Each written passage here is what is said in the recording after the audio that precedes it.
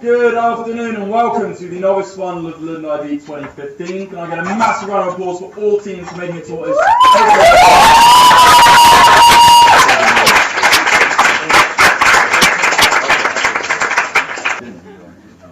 No. So, unless there are any questions on standing orders, speeches are 7 minutes as they have been through the rest of the competition, and all other standing orders remain the same. Any questions? Excellent. Then without further ado, I would like to welcome the Prime Minister to open the case that stands in their name. Here.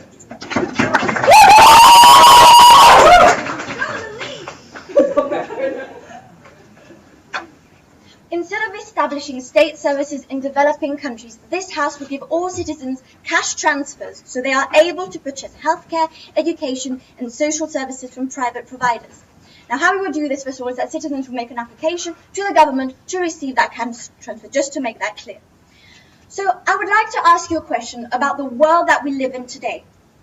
A world where we see lots of developing countries suffering from poverty traps, ranking in some of the lowest HDI, or Human Developing Index, possible. And why is that? Because they don't have enough incomes. About 50% of the population in these countries are under the absolute level of poverty. But how come we can't get these people out of poverty? What is the problem that we see here today? Well, the problem is that although governments are getting aid and have money to supply, start supplying services, the problem is that governments tend to be corrupt. In these developing countries, they have some of the lowest levels in the transparency index, for instance. However, we must note that the government still has an influence of power in our society, so they should still be providing these services. But they are not, these should be providing the money for this, but not the services, because their efficiency in doing this is way too low. So what do we want to prove to you today? Well, we want to prove to you that governments in developing countries are too inefficient to be running state services. We also want to prove to you that private providers will be doing a better job than this. And please note that they will still be following the government laws that they entail. And thirdly, we'd like to show you that still the government, we would like just to note that still the government will be paying for these people. It will just be increasing the efficiency of the country in general. Point of information. Yes. So when you say government, do you actually mean that this nation's own government should be paying for it? It's not us, like a developed nation, that are paying for them. Well, there's a very big difference here, because we're talking about developing countries here. So yes, the resources from the developing country. So whether they receive money from the taxpayers or from aid from different countries, it is the money from the developing countries and not from the developed that is applied here. So now I would like to, in this debate, I'd like to take you through 3 arguments. I'll start off with 2. So 1, how the developing country government is too corrupt, which leads to poor setting up of services, and 2, how private providers are more efficient because they want to sell something which people will buy. And thirdly, my second speaker will bring up how not only with this are we directly increasing the development of these countries, but we're also helping them achieve increase in economic growth, GDP, which gives us an even bigger medium to help increase the economic development in all these countries and move forward in society, move forwards to more sustainable development. So now I'd like to move on to my substantive arguments. So let's start off with the government. Why is it that the government in these developing countries the state services they enhance would not be working well? Well, we know already that in developing countries, right, the corruption is very likely. People in higher positions, they might be looking for bribes, they might be talking to people they know, because the conditions in these countries aren't going well. So anything that anybody wants to do to try and improve their society, improve their own well-being, right, they'll try to do that, and which is why corruption does exist in these countries. So when we try to set up a system as complex as services, which is supposed to trickle down to try help all these other places, we need a lot of money. But that money has to be used well, because every single drop counts.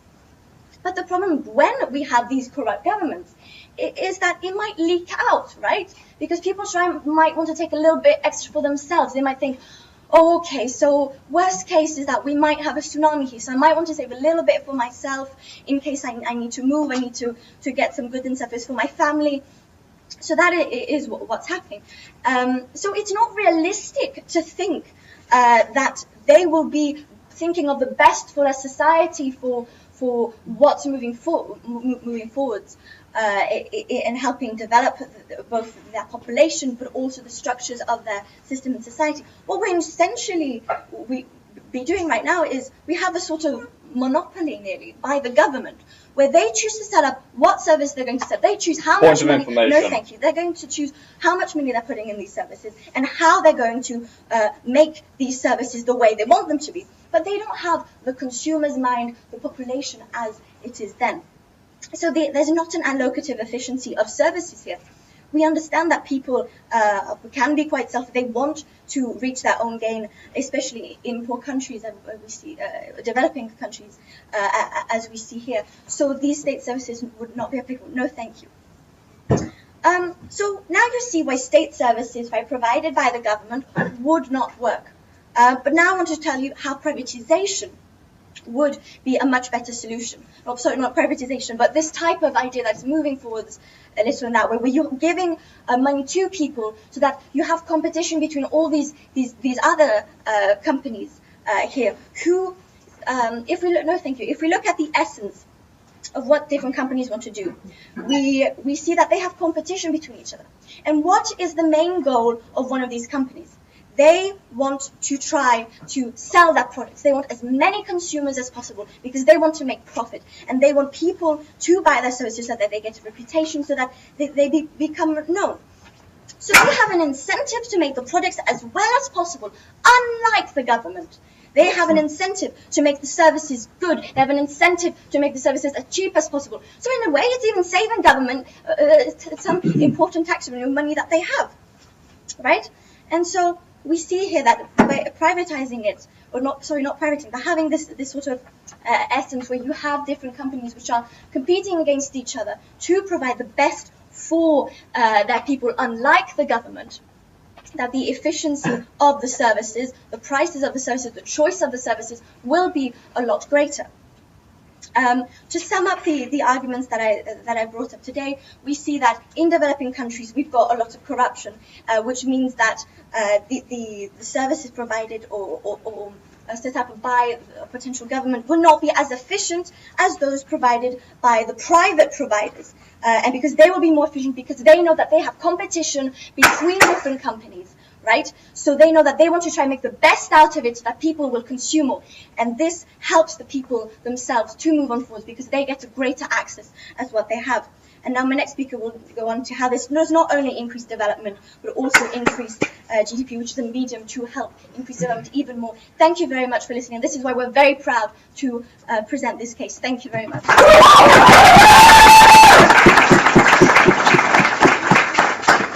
I would thank the speaker very much for their fine speech and call upon the leader of opposition to open the case for opposition fair.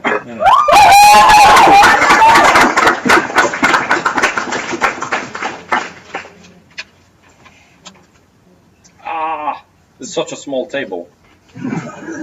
Seriously though. Sorry, I guess.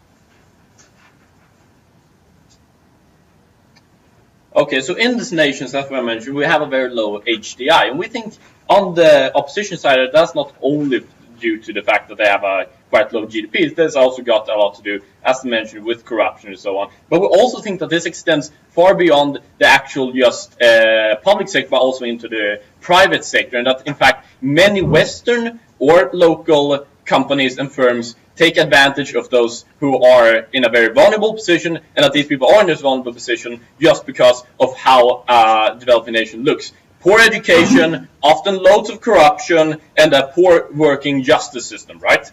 So before we go into that, just some point of rebuttal and almost a bit of clarification I think here is needed, because it wasn't entirely clear for me at least whether or not we are actually the developing nation in this case as this house, right? We would actually say that this would probably not be the case, because as admitted by the opening government, these countries do have a lot of corruption in those governments. So if we as the House would be the state, the service providers, and we are corrupt, of course, the obvious solution, the obvious motion should be passed there is to root out that corruption instead. And really, if it's our choice should essentially be not to be corrupt, right? And in the other case, we would just have a system or try to pass a motion where we would try to fix the justice system. Yes? How are you rooting out corruption when you're giving the government the power to control all the services in the economy and the society? That's not what we were saying. We were saying that that would be a better model in that case to solve the problem of corruption within the government. So the second point of rebuttal here is that governments in developing nations, essentially, are now providing state services as understood here. But in fact, we think that that's not true. In fact, we think in the real world, in many cases, those state services like education, like healthcare, and so on, social security, maybe to a lesser degree, is provided by outside investors, right? So it's provided by charities, they are provided by the UN, they are provided by developed nations who go in here and give aid, right? So this motion should essentially be about, should we be giving aid through establishing these services, or should we be giving aid by essentially just handing out money to the citizens, right? So for my first point of substantive argument here, right, that instead of, my first substantive point here is that instead of, that we will decrease the quality of these services, most likely. Second is that it will increase the power of private providers, which I think is the most important part. And lastly, the third point, and you have to excuse my language here, this will cost a shit ton of money, which my second speaker will try to develop on, right? So my first substantive argument here is that instead of that when we do this, we are likely to decrease the quality of these services. Why? Because just like you just mentioned, these services are in the current status quo, most likely provided by organizations like the UN, for example. They're provided by charities like the Red Cross. They are provided by, just for example, the local cafe here that actually provides education, that gives money to a charity that establishes education in these countries. And that's what the citizens there need. Yes? Me? Yeah. Yeah, in developing countries, I don't think there's ever been a school that's started by a charity. And also, schools that are started by foreign institutions are extremely expensive and not accessible to the general public. We believe that in these countries, there is a large... Thank you very much. We think that very much there is actually outside investors that do establish schools in these countries. There are many examples of this, although I can't remember one right off. Cafe Barista is just one. Right, so that does definitely does happen, right? And often these have a very good quality, and we think that this is the best, and that people actually get this for free, because as mentioned, this is a charity, people don't actually have to pay for it. We in developed nations pay for this, right? So developing nations often lack a good healthcare or like education and so on. Why? Firstly, because of a lack of infrastructure in the country, right? Because you might be living miles away from the nearest center, right? From the local city, and really often the government only extends the power onto these cities, onto the local concentration of citizens, right? The metropolitan areas, right? And often there's a lack of personnel, trained personnel, people who are actually good at providing this, lack of trained doctors, the lack of trained teachers and so on, and also there's a very large chance of corruption, right? So there's a great need of establishing these services, and really that isn't provided by the government in the current status quo. And congratulations. And second point is that this increases the power of private providers, right? Now, private providers are not actually looking out for the best of citizens, as opposed to, for example, a charity, as opposed to the UN, and many good examples we read of actual outside partners who might be providing these services instead of the private providers, right? Private providers, and the very definition of that is that they are looking after themselves. They want profit, right? That's what a firm is, a private firm does, right? So in those developing nations, we think that it's an inherently dangerous system, right? Because often those people lack a good way to hold those people responsible. They lack a good way of being informed about alternatives and so on. And this means that they are very likely to be abused. The private companies are likely to, and are very much able to, abuse the power by, for example, the lack of education. People don't know how to read. People don't know that people can't read a sign that says that there is another option. People can read handouts and so on. No, thank you. There's lack of good infrastructure, which means that this information is rarely actually given to these people. It might be hard to reach out to the general public. There's a lack of public service in these countries. No, thank you. And there's a lot of corruption. So even if there's public service like this, you have to pay for it, right? and that you have to pay a lot of bribes, for example, meaning that this doesn't reach out to the poor people, the people in the most needs, right? So even if there would not be outside private investors from developed nations that are providing these services, if there are people from the local community, right, then those people are likely to become very, very rich because we're pumping in money, right? And since there is that great power that they hold because of lack of education, because of infrastructure and so on, they are likely to be able to use this power to further their own ideals, to further their own power, right? And also, this is going to create segregation because they're likely not going to pay those people who are working for them lower down in the ranks that much, but probably hoarding money themselves, leading to these cases of corruption. And because there's a lack of a good justice system in those developing nations, then and the loss of corruption, this means that we are likely not able to reach out to them and take these private investors down and hold them responsible for this. And for my second speaker, we're going to how this will cost a lot of money, right? So what we've shown to you here today, right? We have shown you that, first of all, there's a need for us to establish this kind of services, and that there's a need for them to reach out to the general public, that they will require to get this right, and that these cannot actually be provided by private investors. It's a very poor idea, and then we're going to go into how we're essentially pumping in the money into a corrupt system, fueling the corruption further, and fueling the private investors, first providing them with even more power, and not reaching out to where it's actually needed, the population that are suffering. Thank you very much. I would like to thank that speaker very much for their fun speech and call upon the Deputy Prime Minister to continue the case for government bench.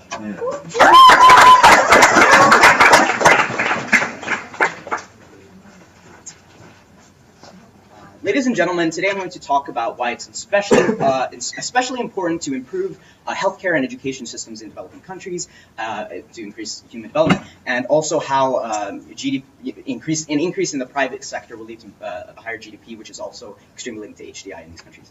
But before that, let me go into some quite extensive, hopefully, rebuttal. The previous speaker asked us where the money is coming from. He was kind of unsure where it was coming from. We defined it in the opening speech that the cash transfer is in fact from the government, right? We don't know if this house is necessarily the government, but this house would would want the governments in these countries to transfer the cash. The next thing that the opposition speaker did was that he mischaracterized what state services or what these kinds of public services actually look like in these countries. Now, I've lived in a developing country for 10 years. I lived in Vietnam. I went to one of these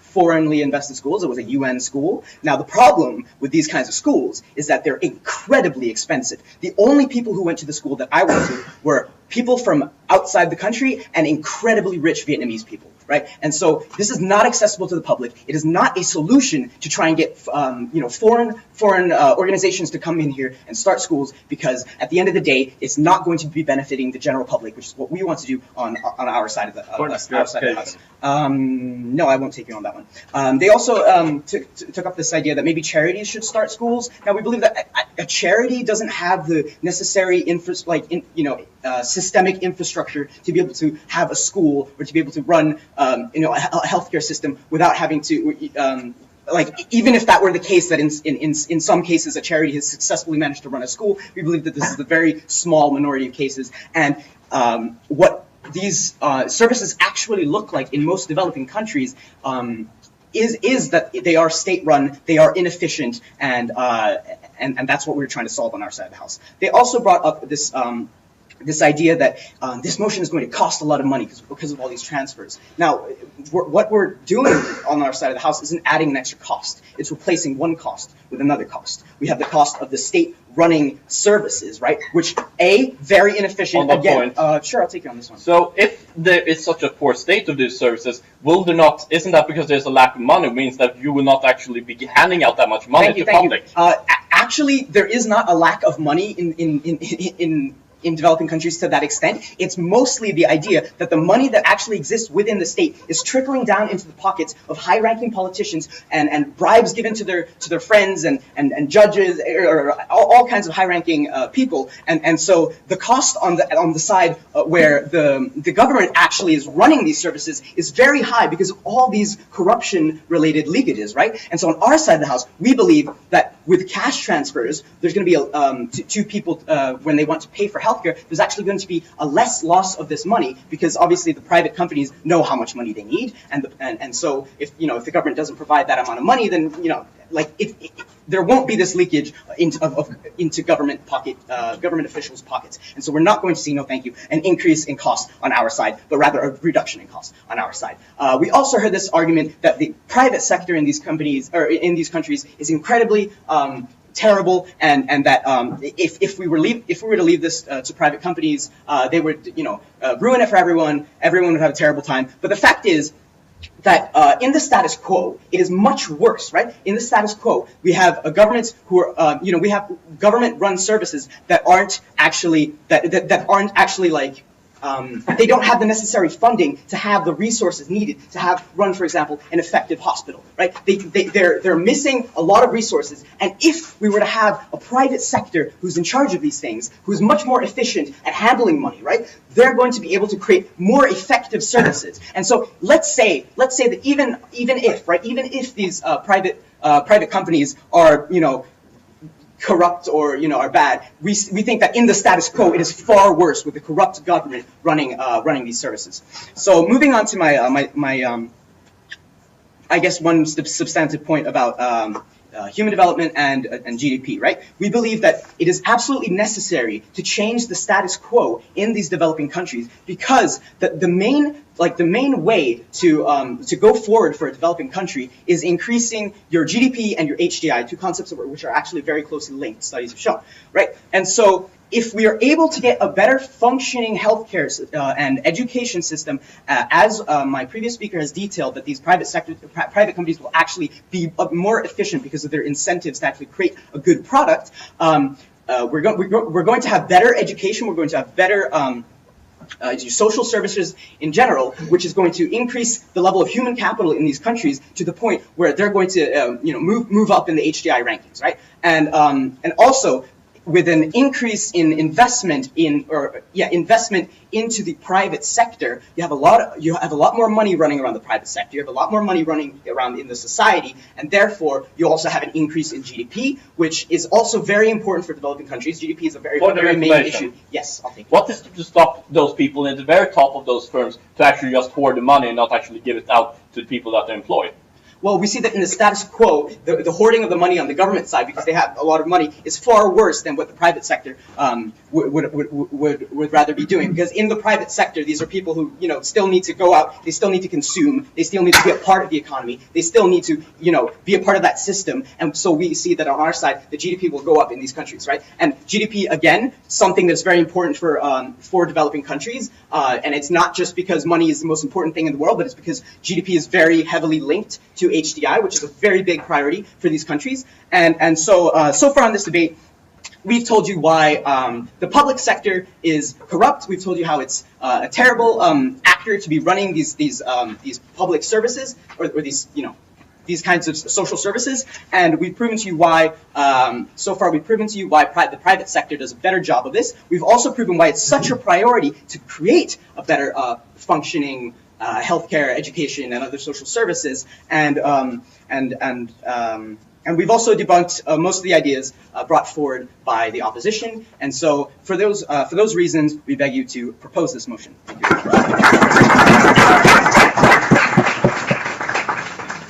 I'd like now to speak a very well certified speech and call upon the Deputy Leader of the Opposition to continue the case for opposition bench.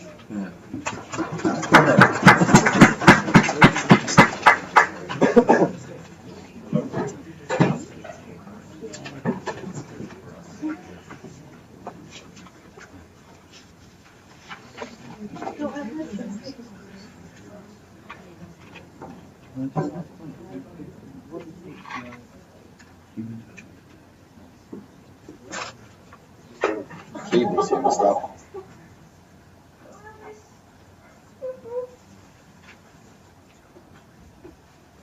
Okay, so let's start. So let me start off by rebutting some of the claims that the previous speaker made.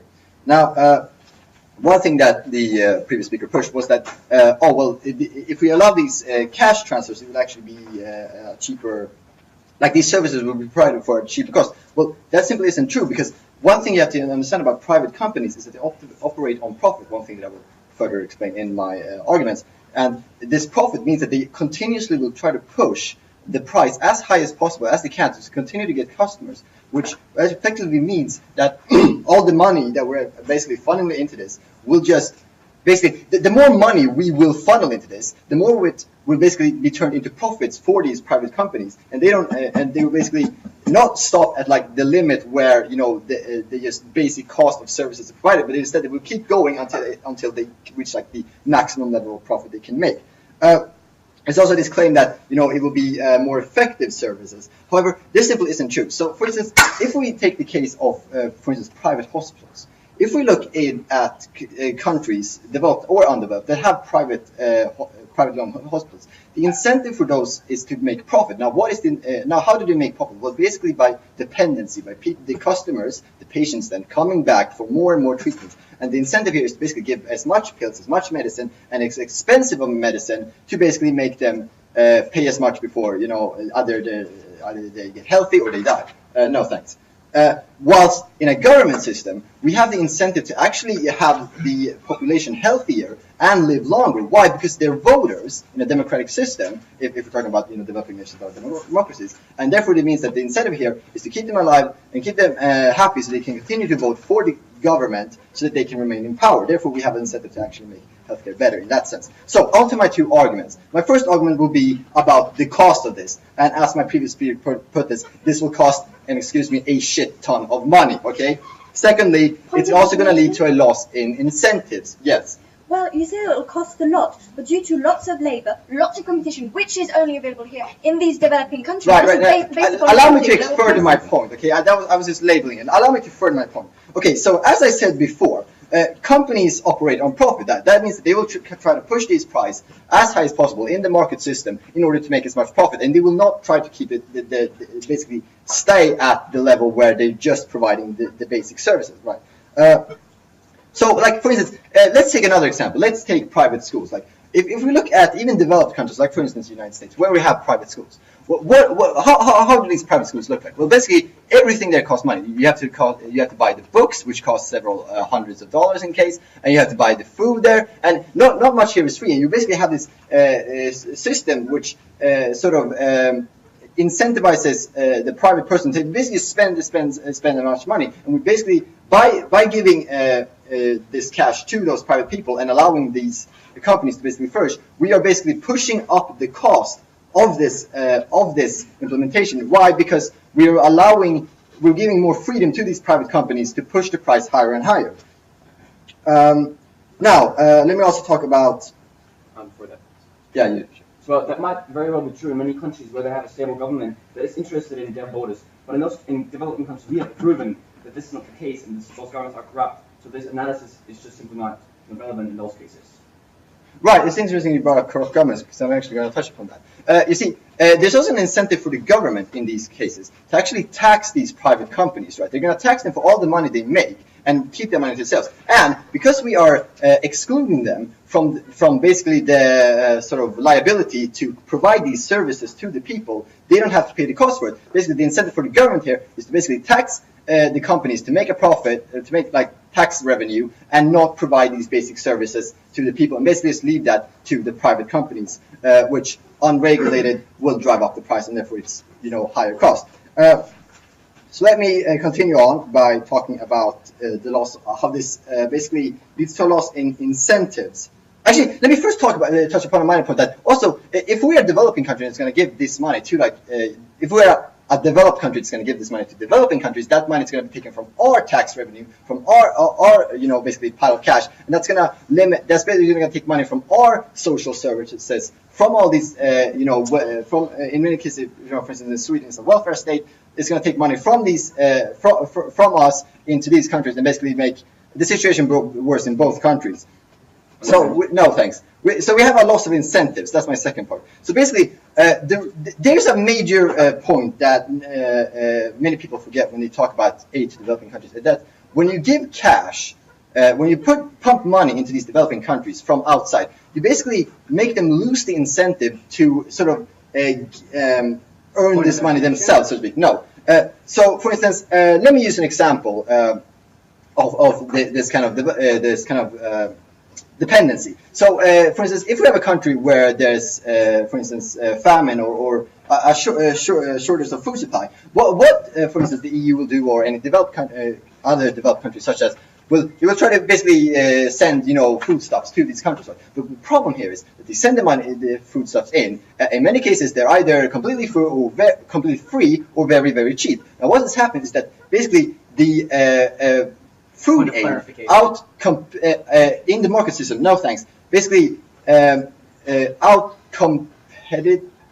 It basically means that the private farmers in those countries who charge a higher price will not be able to sell their foodstuffs, thus leading to more famine in that case. Now, this is an example that shows that when we pump money into these developing countries, we often have too much of a dependency, and it's true in this case as well, because the dependency here isn't for these private people to actually earn a higher wage, or these private companies to sort of naturally develop. No, we are basically going to pump just a bunch of money, which, as I said, is going to cost a lot of money, all this money into the system, right? Where basically it means that, let me just collect my thoughts. We're going to pump all this money into the system, which basically means that these people become dependent on this aid, and therefore they don't have the incentive to develop, a sort of higher wage for their workers or any private people as such. In their separate systems, and instead they're only gonna think that, oh, we're always gonna get this aid, so therefore we don't have to develop our economy ourselves. We can just count on richer nations developing it for us. Thank you very much. I would like to thank the speaker very much for that fine speech, and indeed both top half teams for the next team starts the debate. And welcome the member of government to continue the case for government.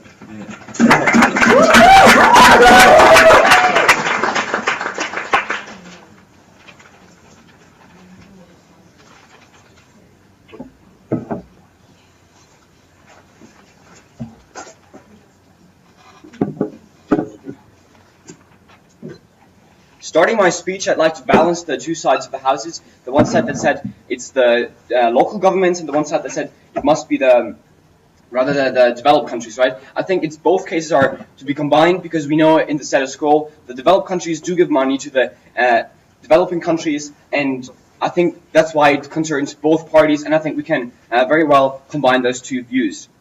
I'm going to bring some points of some arguments considering the private providers and why this is better for the system, and I'm going to continue why it's better to give money to the people instead of the governments, and they can then choose. I'm going to bring an argument why we generally have to have this responsibility to do so, and yes, those are going to be my three arguments. But before that, some points of rebuttal and clarification. I think in the previous speech, it was unclear if the contra motion kind of was to be not spend any money at all, because he started with saying that we were going to take money away from developed countries such as Sweden. But I think the status quo is that Sweden, for example, does give money to governments. So I think I'm going to try to run my arguments against both possible cases where you spend no money at all, and in the case that you spent money in this, like in the status quo. So a second rebuttal that I have for the food. I think the food concerns the status quo, right? We bring those food in those countries, which is different from our new system now, where we would give money to the people so that they can choose what food they want to buy, right? So this is, I think, kind of the contradiction that we have here. Yes, and also that you started your extensive rebuttal that it's going to be more expensive because of profit. I think this was raised in my POI, that we do not think that this analysis is true for those countries, because we have those corrupt governments, we have those countries where the state does not think of his voters, and this might not even be a very well-developed democracy, so there's no really incentive for the state to care for its voters, right? So this is really an analysis that is only true for Western countries. Before I'm going to go start with my arguments, I'd like to take the point of POI. Well, if the governments are corrupted, how do you think that they will not be corrupted by dealing with private companies? So of course we have a setting where we have it's legal for private companies to enter, right? We have to have that setting. If it's illegal to enter, to have a system of private companies, maybe like in Venezuela, then that's not the case. But we consider countries where it's possible for private companies to prosper, right? So My first argument is about the private companies, the more the better. It was already touched upon in the opening speeches, but my point is also that we have those private companies already existing, right? If we now try to establish further on, like it's been done for decades, to establish those state systems, right? It's going to take more time and more time. So we already have those private companies from different countries that can move into there. And it's not just only Western liberal democracies that have those countries. It might be neighboring countries that have a functioning system of education, of healthcare. They can privatize part of that and go into those countries and provide really, really fast those services. So this is a very good short-term solution. In the long run, this is also better. No, thank you. When we see that the HDI is developing because of this privatization, right, that we see, then in the long run we also have better competition, local competition, because people are more educated, people have a better system, people have a better life, so they themselves at some point can have their own company and can establish their own company in their own country and such bring this ownership back to their country. So it's both good in the long run and in the short run. On that point. And no, thank you. And also the case is that those private companies that are already existent, their quality is tested, their systems functions, they have a developed, for example, curricula, they have a developed, they have all the knowledge that it's like we know that those companies work, so we just place them in different countries. So we place working companies in countries where this is very much needed. No, thank you. Maybe in meanwhile? No, thank you. I think it also has to be clarified that we do believe, and that's my second argument, that those people that receive this money will very much spend this money on those services.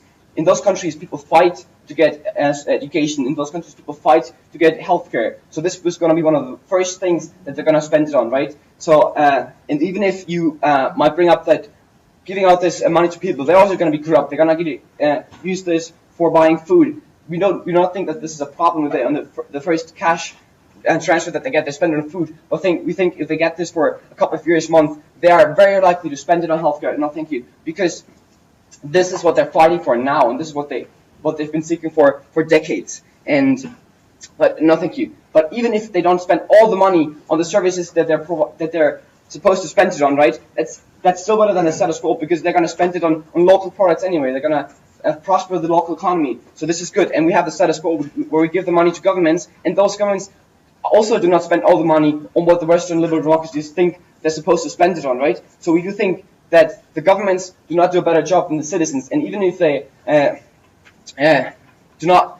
even if they're at the same level of not spending it right, the people are going to spend it on local economy, which is better than the governments just in their own pockets. No, thank you. And because continuing with my continuing with my third one, why it's better than the status quo. In the status quo, the Western liberal democracies try to establish those state services, but this is a kind of seen as a huge influence of the West that tries to get in there, and the governments of the West try to establish those state services. In our system, of course, we see that we also could have private companies from the West going in there, but we still have the choice of the people that choose the company, that school, that hospital that they go to, and they can have the influence, they can feel the ownership of what's their country, of what is their system, of what they choose, and it's less influence of the West. So this is going to be better for the long run. People are not going to be unhappy, like saying this is just a American-based system, and we are opposing the West. No, this is going to be their decision, what they take, and they also can reject the decision and do not use the services that those private companies provide. So to sum up my arguments, I want to emphasize that I think I brought you why it's better to have those private companies, and even in different scenarios why it's better than the status quo and your system of not spending it all, and also I brought you why it's important, because we have this ownership, right? We have this long-term stability, and of course that's good for us, because then we have prospering countries in the long run. That's better for the whole of this planet. And because of all those arguments I brought to you today, I'm very, very proud to propose. I'd like to thank that speaker very much for that fine speech and call upon the member of opposition to continue the case for opposition bench.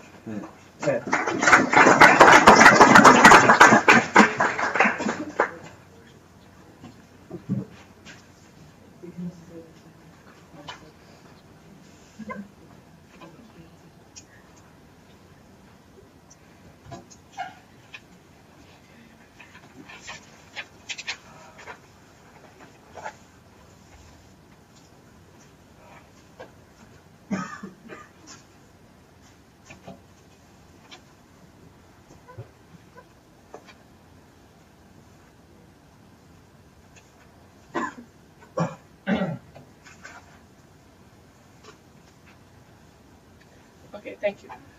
Firstly, I want to say that our extension is mostly going to be about the transparency and control that you have when a state is governing these institutions, and also we're going to extend a bit on the first opposition case in the difference between the government and the private companies, and where you have the benefits that the government gives you, and also we'll talk about the incentives of the individuals. So firstly, I want to address the previous speakers, the first and the second and the opening and the closing opposition. So first, when they talk about corruption and how now we will magically not have corruption because we will have countries that don't have the money who will give the money to their people to actually provide themselves with private healthcare. Well, we believe that those companies actually, if they strive for profit, they would actually try to make more, to give themselves as much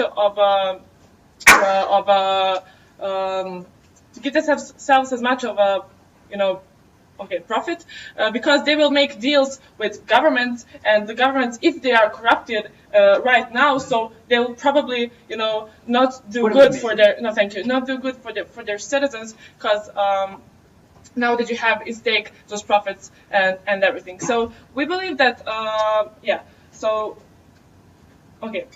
we believe that the private companies, when you say that they create more effective services, that they are more efficient, we believe that they're more expensive, because they don't just provide healthcare. They need to make some profit for the CEOs of those companies and etc. So they will be more expensive, and otherwise they will be more unsecure. Why?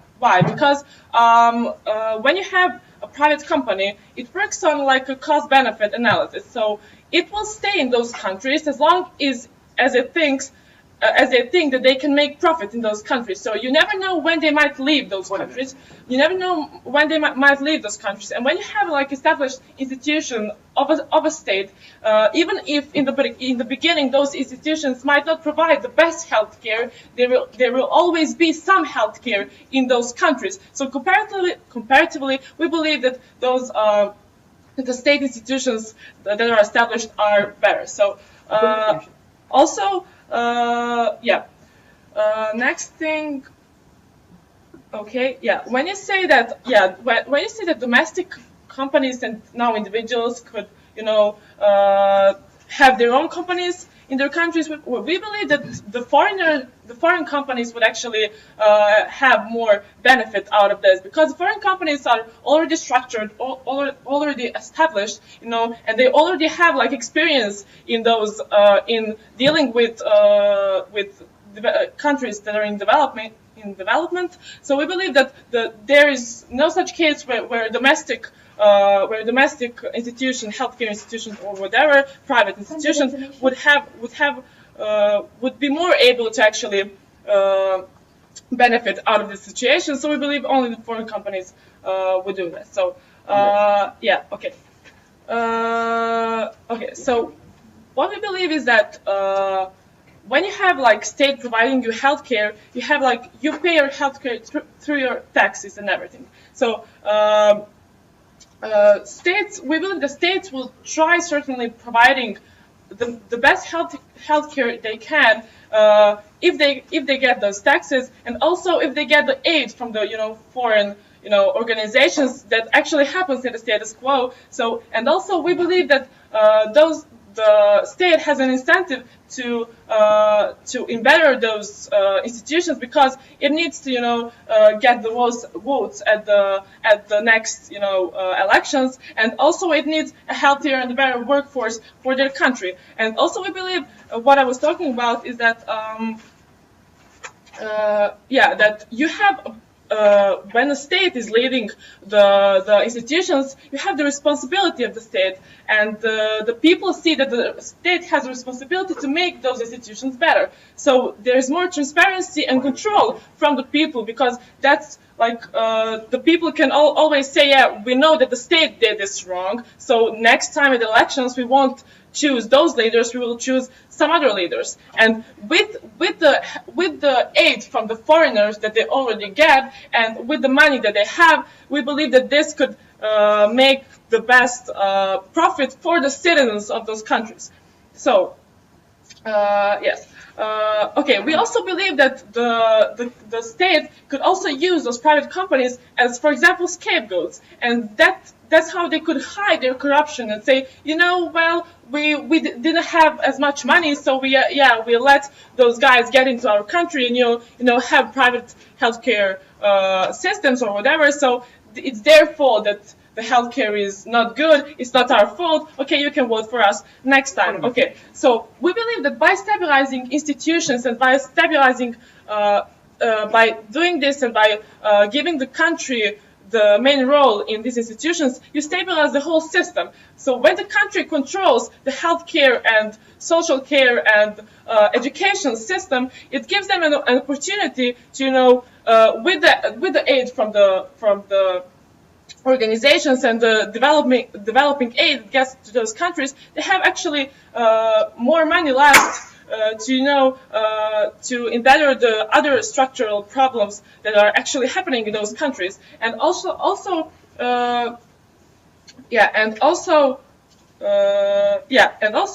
when they invest structurally, in their case they don't invest structurally in businesses and etc. They only give money to individuals that we never heard a mechanism from them that those individuals would surely spend that money to their healthcare and etc. Because people mostly spend money on their healthcare when they're sick, and those people have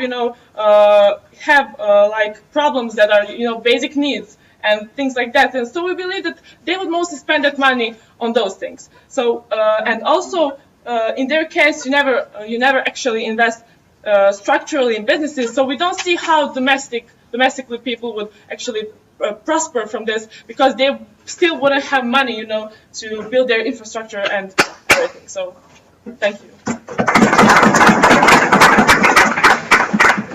I'd like to thank the speaker very much for that fine speech and call upon the government whip to close the case, of course. So, government.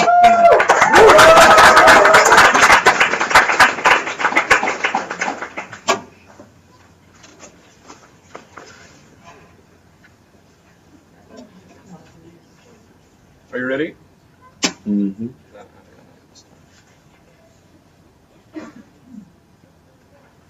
So I'm just going to start off with a major piece of rebuttal to the last speaker that I thought was going to be at the top and acknowledged by everybody in this debate.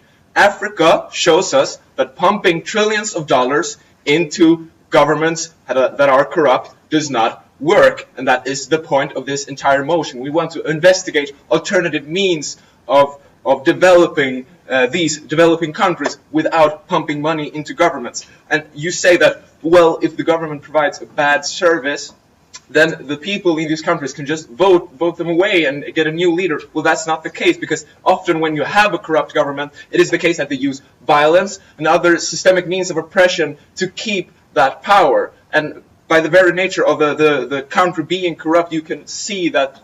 Why? Because people would want to replace this corrupt government, but they haven't been able to. So they won't be able to get rid of this bad government not providing them of the services they need. Okay, so I'll try to identify some of the clash that has happened in this debate. So one is, what is the nature of the individuals in these developing countries, and what are they going to do when we give them money?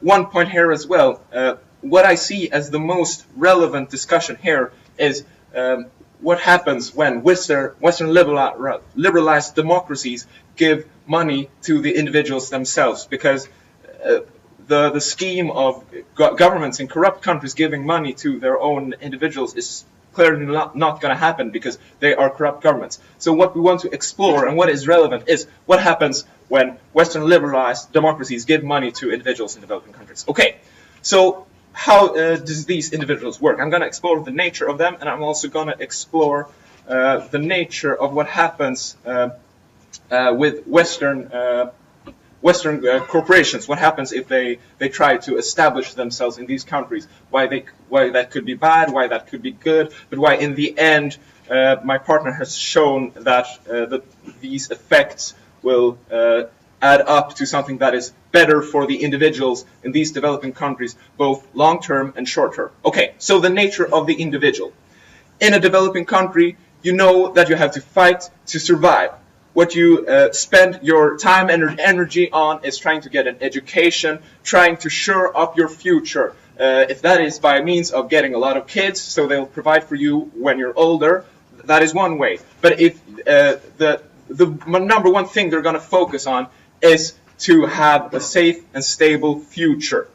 And so that is why we believe, and that, as my partner says, they're going to spend money on healthcare. So they're safe, and they're when they get sick, they're going to spend money on education because that is the way to a better future. Yes. Often these countries have a problem with a lot of drug trade that fuels the economy. Won't this mean that the individuals are likely to spend the money on drugs, since there is a lot of drugs happening in these countries? Okay, so yeah, sure. A few of the individuals are going to spend money on drugs, but it's not the case that the entire country is filled with drug-crazed individuals. Most of them are just going to be reasonable people, right? One thing that is okay. So one thing I want to talk about is yeah, okay. So what's going to happen when we give them money? They're going to invest it in reasonable things, and also, as my partner points out, one thing that's going to happen is that people in these countries are going to start up companies for themselves. What information? No, thank you. So they know what is needed in the country, as opposed to governments in the Western liberalized democracies or their own corrupt governments. They know what is needed, and they will spend money on people who provide them with what they need. And it is a very real possibility that the people who best know what they need are other people like them. So the few individuals in these countries who have the means through this money start up companies that provide these services are going to do that. And so that is something that is very good about this motion. On that point. Okay, yes. So few individuals will have that money that you are likely to have very few companies will create monopolies, which will not be allocatively efficient, which means that the whole market will mean that it will cost more in the end. It will not actually be cheaper. Yeah, okay, so a lot of Western companies are going to establish themselves in the country. Okay, let's say that the case is that the majority of companies are going to be Western companies. The opposition paints a picture where people are going to be exploited for slave wages in these companies, or where they're going to provide really bad services for a lot of money.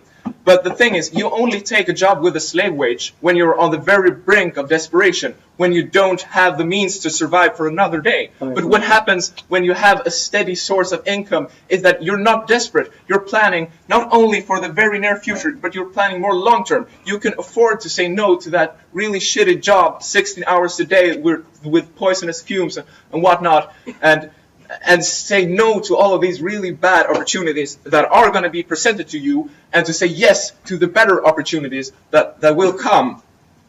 So that is why even if Western companies establish themselves in these countries, the people in the countries are going to choose the better of them. Okay. For information. No, thank you. So what have you brought to the discussion, and what have my partner brought to the discussion?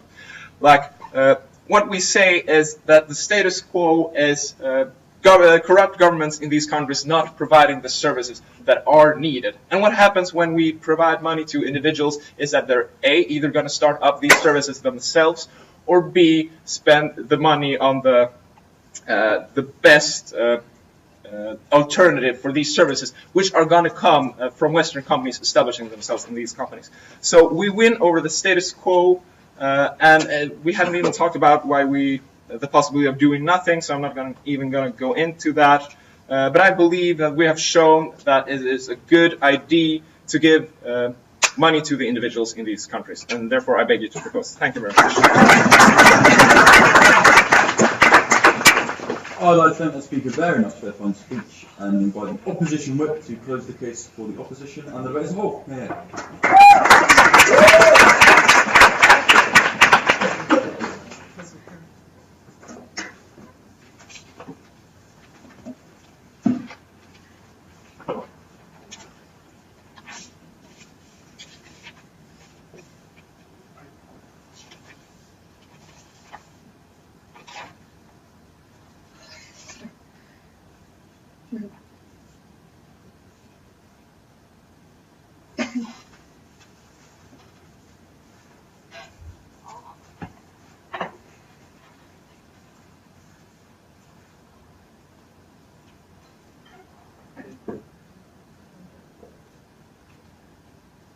Okay, so let's start with a rebuttal of the previous speaker and their whole case. So basically what they're saying to us is that now people will have a steady income, right? So they can think in the long term. Well, we don't believe that's actually true or what is proposed in the motion. So basically what we are getting by giving this money to these people is just the opportunity to buy some services, as even explained by the opening government right through application to the government and that. So it means that, and especially since they completely ignored what my partner actually told you about incentives and how people in these kind of societies and these kind of communities actually do not have the incentive to spend their money not on education and not even on starting up their own businesses. Why? Because first of all, as the whole side of the government actually agrees with us, these people actually just fight to survive. They fight on a daily basis, and they cannot even begin to think in the long term and what the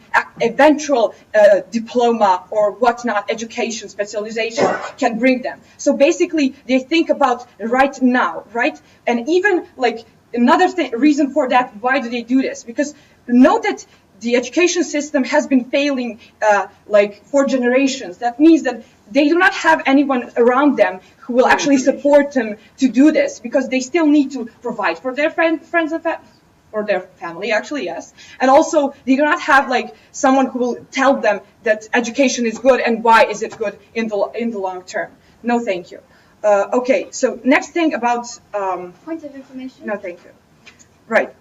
So even if we accept what they're saying, we still do not believe that this money that they will get is actually enough for them to start their own business. Because as Danica already told you, these governments are corrupted in a sense that when you open a private company, you still have to work with the government to open the private company. So it means you have to abide their laws. You have to pay their taxes. You have to, have some contact with them. So that means that we're not actually changing the corruptness of the government. We're just giving them an opportunity to even like further the corrupt and to have like some sort of no, thank you. Right, that's what we want to tell you. So basically that means that a private company can actually make a deal with the corrupt government and actually make the prices of the services higher. So yeah, you're not actually changing the corruptness of the government. No, thank you. Okay, so what we actually talked about today in this debate is basically how this money will be spent. Will the services be better, and what kind of government will we have in both cases, right? So let's start with, and the economy, right? Let's talk a little about raising the GDP and stuff like that. Again, you're not investing structurally in your economy. You do not give people the money or the incentive to actually start up businesses. Again, judicial system in these kind of countries is like very fragile, meaning that it can be impacted by people who actually do have the money to do so and start companies. So it means that you will not have more of startup or businesses or investment in your economy, right? So that means that you will not have a bigger GDP or a bigger economic situation whatsoever. No, thank you. Okay, so next thing is about transparency and accountability. It's a huge generalization to say that the whole of Africa is like a dictatorship that will press you with violence and machetes to vote for someone, right? So basically, we need to make that differentiation, and like this debate is about the countries where it is possible in some way to influence the government. So that means that the point that we have brought to you still stands, and it means that we win because right now you will have in the society, in these communities, in the outer society, you cannot pinpoint who is at fault if these services fail. So it means that whether it is the government or whether it's the private providers, right? So we'll always have these kind of discussions in the society, never being able to pinpoint and to actually say who is at fault and to say who should be charged with it and punished for it, right? Held accountable. So that means that, again, you can have even more corruption in this case, meaning that the government actually could just say,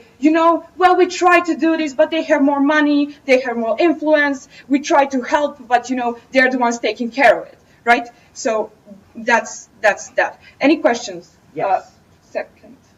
So we have those companies, we have those people working there. Why is it not that we can pinpoint those people? What's that?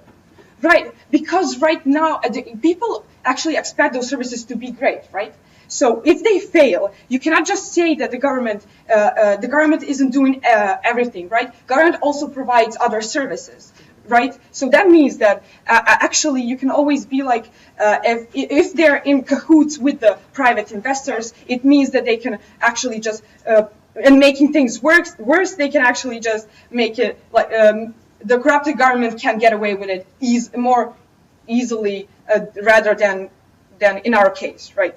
So also, when you like in the status quo, you have to know that even in Africa, you have private investors, especially foreign, and we actually can see how that has failed. Not only what the first op was telling you about exploitation and whatnot, like basically influencing, like you never know if their investment and a starting of the business is actually going to stay, because they can always just pick up their stuff and leave if the things get rough for them. Next thing is that they can always influence the domestic providers, the people who want to start up like locals.